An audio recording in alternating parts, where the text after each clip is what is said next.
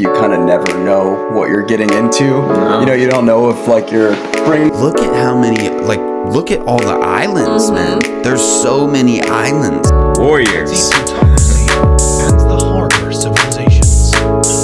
Hinduism as well, I didn't know that. Yeah, it's crazy. Even like this far back, it's just shown how much different countries have had influence, different empires have had influence. That's what humans look like back then. Weird.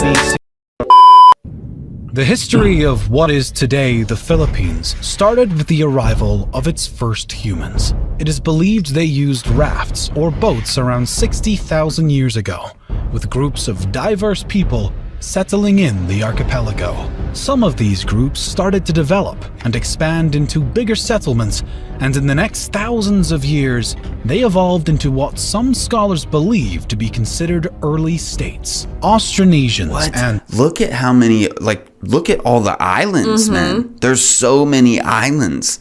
Are there towns and like settlements set up on each one of these islands? Because from here they look really small, but if you like got in on them, they're bigger than that. Bigger than what we see right now. Like, man, there's so many. And afterwards, speakers of the Malayo-Polynesian languages began to arrive in successive waves beginning about 4000 BC. According to the existing evidence, a jade culture existed on these lands, starting with the Neolithic era. By 1000 BC, it is believed that the inhabitants of the archipelago had developed into 4 distinct kinds of people: tribal groups, warrior societies, plutocracy, and the harbor civilizations. Also important to note is the fact that the metallurgy reached the archipelago due to trade with India. Around 300 to 700 AD, the seafaring people of the islands began to trade with the Indianized kingdoms in the Malay archipelago and the nearby East Asian principalities, adopting influences from both Buddhism and Hinduism. Hinduism as well, I didn't know that. Present-day Vietnam showed evidence of an extensive trade network. Artifacts and goods were traded, such as glass, agate, or gold. There were also other items present in the region which were most likely imported, including ear ornaments that have been found in archaeological sites in the Philippines, Thailand, and Taiwan. The Indian culture influenced the Southeast Asian region starting with the 1st century. During the period of the South Indian Pallava dynasty and the North Indian Gupta Empire, Indian culture spread to Southeast Asia, and it reached the Philippines, which led to the establishment of new kingdoms largely influenced by the Indian culture and traditions. The date inscribed in the oldest Philippine document found so far, the Laguna copperplate inscription, is 900 AD. From the details of the document, written in Kawi script, the bearer of a debt, Namwaran, along with his children, is cleared of a debt by the ruler of Tondo. This is the earliest document that shows the use of mathematics in pre-colonial Philippine societies. A standard system of weights and measures is also demonstrated by the use of precise measurement for gold and other items, as well as in astronomy. From the various Sanskrit terms and titles seen in the document, the culture and society of the Manila Bay were that of Hindu Old Malay amalgamation, similar to the cultures of Java, Peninsular Malaysia, and Sumatra at the time. In the years leading up to 1000, there were already several maritime societies existing in the islands, but there was no unifying political state encompassing. But it just didn't have a name yet. It's crazy. And Palawan wasn't in that bit. The region was divided into numerous semi-autonomous city-states under the rule of the plutocracy, while a number of states existed alongside the higher. Well, I don't know, it's like how we know all this. I know, it's crazy. Alternated between being part of or being influenced by larger Asian empires like Maya Pahit. It was all empires and things Around like that. 1225, the nation of Mai, a Buddhist pre-Hispanic Philippine island state centered in Mindoro, flourished, attracting traders and shipping from the kingdom of Ryukyu to the Empire of Japan. Chao Jakua, a customs inspector in Fujian province, China, wrote the description of the barbarous peoples, describing trade with this pre-colonial state. Its people were noted for their honesty in trade. Much of what is now Indonesia was ruled by the Hindu Majapahit Empire. During the 1300s, this empire ruled over Luzon Island and the Sulu archipelago. As more and more influence was on these islands, skirmishes and battles also existed. Battles. Local tribes were waging incessant guerrilla warfare against them. Eventually, the kingdoms of Luzon regained independence from Majapahit after the Battle of Manila in 1365. Sulu also re-established independence, and in vengeance, assaulted the Majapahit province of Brunei before a fleet from the capital drove them out. The start of the Islamic era in Indonesia set the collapse of the Majapahites as its provinces eventually seceded and became independent sultanates. In 1380, Makdum Karim, an Arab trader born in Johor, arrived in Sulu from Malacca and brought Islam to the Philippines. Additionally, Sharif ul Hashim, an Arab Muslim explorer, established the Sultanate of Sulu by converting its previous ruler, the Hindu king Raja Baginda, to Islam and then marrying his daughter. The Sultanate of Maguindanao rose to prominence at the end of the 15th century. Meanwhile, the religion was introduced to the area by Muslim missionaries and traders from the Middle East, Indian, and Malay regions who propagated Islam to Sulu and Maguindanao. As before, when Buddhist and Hindu cultures influenced the archipelago, the same case happened with the Muslim culture. Upon the secession of Brunei from the Majapahit Empire, they imported the Arab emir from Mecca, Sharif Ali, and became an independent sultanate. The new religion started to grow roots in the Philippines through conquest and conversion of local leaders in the next decades. Moreover, Islam was further strengthened by the arrival to the Philippines of traders and proselytizers from Malaysia and Indonesia. In 1521, the Spanish reached the archipelago through the expedition around the world led by Portuguese-born Spanish explorer Ferdinand Magellan. He found it going that way. That's insane. Like, you don't even know what yet. All of this is uncharted territory, and you're just going around. He went all the way around South America.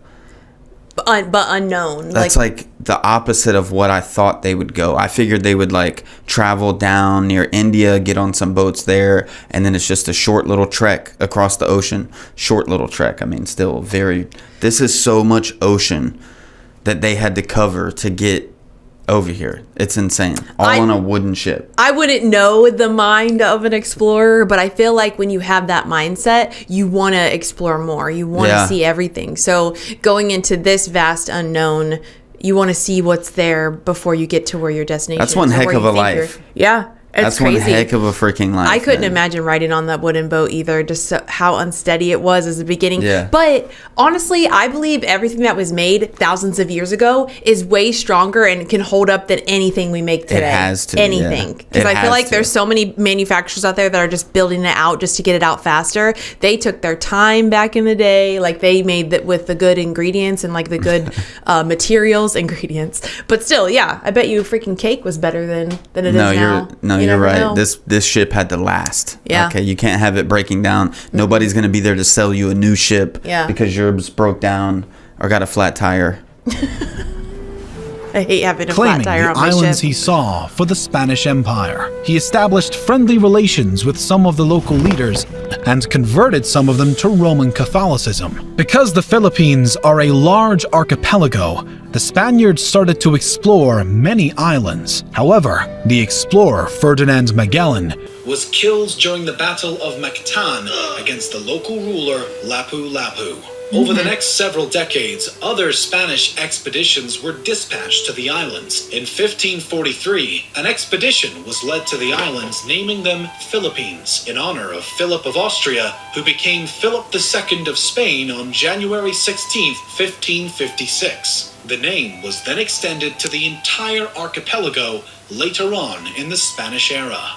European colonization began in earnest when Spanish explorer Miguel López de Legazpi arrived from Mexico in 1565 and formed the first European settlements in Cebu. Through diplomatic What a long and trip military that was. annexation of some lands, incorporating local states including the Kingdom of Tondo, the Spaniards established Manila as the capital of the Spanish East Indies. In 1578, the Castilian War erupted between the Christian Spaniards and Muslim Bruneians over control of the Philippine archipelago. The Christian troops were so diverse due to generally being made up of people under the Spanish rule, including Native Americans, namely Aztecs, Mayans, and Incans, who were gathered and sent from Mexico and South America to be led by Spanish officers that had worked together with native Filipinos in military campaigns across Southeast Asia. The Muslim side was also very diverse, though. communicate. They were supported by the Ottoman Empire, with their troops consisting of Malay warriors and expeditionary forces sent by the Ottomans, which included mainly Turks, Egyptians, Swahilis, Somalis, Indians, and others. The conflict ended with a status quo antebellum.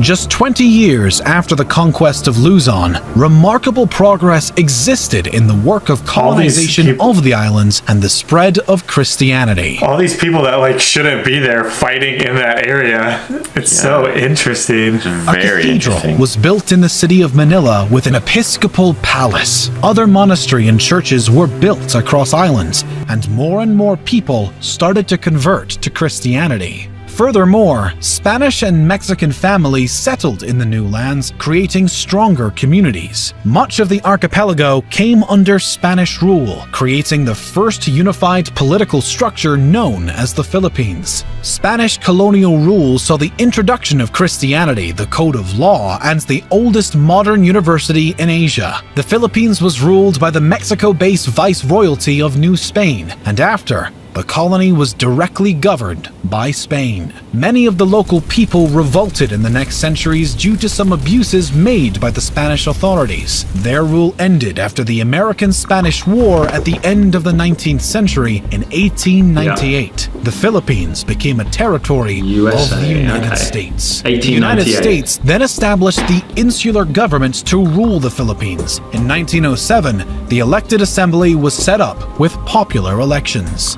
The U.S. promised independence in the Jones Act to the country, and the Philippine Commonwealth was established in 1935 as a 10-year interim step period to full independence. But before gaining total freedom, in 1942, during World War II, the Philippines was occupied by Japanese forces. Now the By Japanese, 1945, bro, they can't get the a U.S. break. liberated the Philippines, and the Treaty of Manila in 1946 Hold on one sec, guys. My established cat's an screaming independent outside. Hold on. Philippine Republic. The period of their independence was marked by internal skirmishes and a smaller period of dictatorship, but also huge progress and development, with Manuel Roxas becoming the first president of the Independent Republic of the Philippines. The United States seceded its sovereignty over the Philippines on July 4th, 1946, as scheduled. Yeah, I know his However, name. The Philippine Sounds economy familiar. remained highly I heard it dependent before. on United States markets. Roxas died suddenly of a heart attack in April 1948, and a Vice President Elpidio Quirino ruled the country until 1953. Some communist some partisans politics? existed in the islands but were defeated in the 50s. Additionally, an important event happened in the middle of the 1960s. Ferdinand Marcos took power in 1965 and ruled until 1986. This era included the final years of the Third Republic from 1965 to 1972, and the Philippines under martial law 1972 to 1981. His reign was marked by dictatorship and instability. In 1986, Ferdinand Marcos was removed from power and replaced by Maria Corazon Aquino. Up to the present day, 5 other presidents ruled the Philippines. So interesting.